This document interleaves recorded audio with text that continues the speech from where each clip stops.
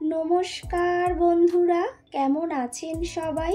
আশা করছি সবাই খুব ভালো আছেন, সুস্থ আছেন।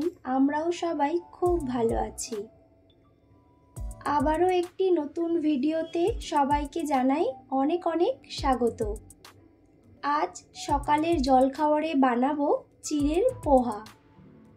এখানে আমি দেখতেই পেলেন বাটি মাপ করে বেশ অনেকটা পরিমাণে চিড়ে নিয়েছি।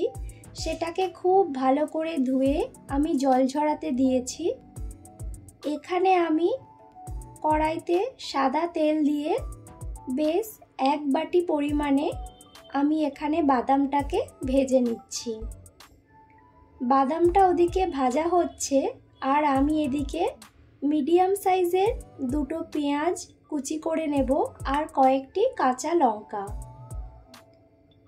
চিড়ের পোহা কিন্তু খেতে বেশ অসাধারণ লাগে। যদি সকালের জলখাবারে হয় তাহলে কিন্তু আরও ভালো লাগে। তো এখানে দেখুন, আমি কিন্তু আমার পরিমাণ করে যতটা যা লাগবে ঠিক সেভাবেই নিয়েছি। আপনারা যেভাবে বানাবেন ঠিক সেই পরিমাণে সব কিছু নেবেন। তো এখানে বাদামগুলো আমার লাল লাল করে ভাজা হয়ে গেছে, আমি এগুলোকে তুলে নিচ্ছি। এখানে ওই একই তেলের মধ্যে আমি 1 চামচ গোটা সর্ষে দিয়ে দিলাম। তারপরে একদম একটু বেশি পরিমাণে কারি পাতা দিলাম। সুজির পোহা অথবা চিড়ের পোহা যে কোনো পোহাতে কিন্তু কারি পাতা মাস্ট। কারি পাতা দিলে তার স্বাদ, গন্ধ, টেস্ট একেবারেই অসাধারণ হয়ে যায়।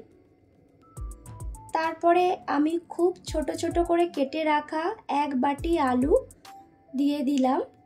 ঢাকনা দিয়ে ভালো করে সেদ্ধ করে নিয়েছি। এখন আমি দিয়ে দেব গাজর কুচি। এটা আপনারা চাইলে দিতেও পারেন, নাও দিতে পারেন। একটু কালারফুল দেখার জন্য আমি এখানে ব্যবহার করলাম গাজর কুচি।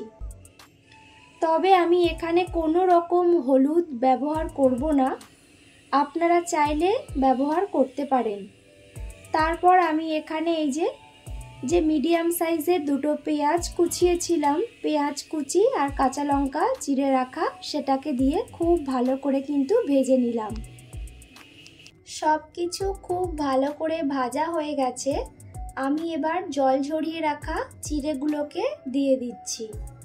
চিড়েটা কত সুন্দর ঝরঝরে দেখতেই পাচ্ছেন। তো একটু বড় সাইজের যে চিড়েটা হয় ওটা নিলে সবথেকে বেশি ভালো। আলু ভাজার সময় পরিমাণে অল্প একটু নুন দিয়েছিলাম, এখন চিড়েটা দেওয়ার পর অল্প একটু পরিমাণ করে নুন দিয়ে দিলাম। সব কিছু খুব ভালো করে মিশিয়ে নিয়েছি। যেহেতু আমি প্রথমেই বললাম একটু কালারফুল দেখতে চেয়েছিলাম, তাই বিভিন্ন রকম কালার দেখতে লাগবে, সেই জন্য হলুদ ব্যবহার করিনি। তারপর এখানে ভেজে রাখা বাদাম আমার কিন্তু এটা একেবারে রেডি হয়ে গেছে। 2 থেকে 3 মিনিট খুব ভালো করে মিশিয়ে একটু ভেজে নেব। এভাবে সকালের জলখাবারে চিড়ের পোহা একটিবার বানিয়ে দেখতে পারেন। অসাধারণ খেতে হয় আর খুব ঝটপট করে কিন্তু বানানোও হয়ে যায়। আপনাদের ভিডিওটি কেমন লাগলো জানাবেন। ভালো লাগলে অবশ্যই একটি লাইক করবেন, পেজটি ফলো করে দেবেন, আমার পাশে থাকবেন, এগিয়ে যেতে সাহায্য করবেন। আর অবশ্যই ভালো লাগলে একটিবার একটি ছোট্ট কমেন্ট করে যাবেন। দেখুন খুব সুন্দর করে এখানে আমি একটু লেবু দিয়েও সাজিয়ে দিলাম। এতে কিন্তু লেবুর রস ছড়িয়ে খেতে বেশ অসাধারণ লাগে। চলুন সবাই ভালো থাকবেন, দেখা হচ্ছে পরবর্তী আরও একটি নতুন ভিডিওর সাথে।